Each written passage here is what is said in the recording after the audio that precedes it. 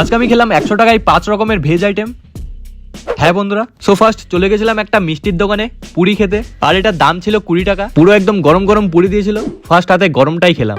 যাই হোক, এই খাওয়াটা কমপ্লিট করে বাকি ছিল আর 80 টাকা, তাই চলে গেছিলাম এখান থেকে ইডলি খাওয়ার জন্য। আর এই ইডলিগুলোর দাম ছিল কিন্তু 30 টাকা। যাই হোক, এখানেও খাওয়া কমপ্লিট করে আমার 50 টাকা শেষ হয়ে গেল। এখন আরো 50 টাকার মধ্যে 3টে খাবার খেতে হবে। ভাবলাম একটু ইউনিক খাবার ট্রাই করি, তাই একটা সবজির দোকান থেকে গাজর কিনে নিলাম 10 টাকা।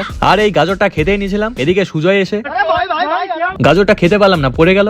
সব সুজয়ের দোষ। আমি কি আপনাদেরকে একবার বলছি আমি নির্দোষ? এরপর ভাবলাম গাজরটা গরুকে দেই, গরু মানা করে দিল, এ কি इतना चुभने लगा हूँ सबको। যাই হোক, আমি গাজর খাওয়া কমপ্লিট করে চলে গেছিলাম একটা দোকান থেকে সিঙ্গারা খেতে, যেটার দাম ছিল 10 টাকা। তারপর বাকি ছিল আর 30 টাকা, তাই এক জায়গা থেকে ভুট্টা কিনে সেটা খেয়ে আজকের ব্লগটা শেষ করলাম। বাই দ্য ওয়ে, এরপর কি টপিক নিয়ে ভিডিও করব তোমরা অবশ্যই কমেন্টস করে জানিও। ব্লগ শেষ, বাই।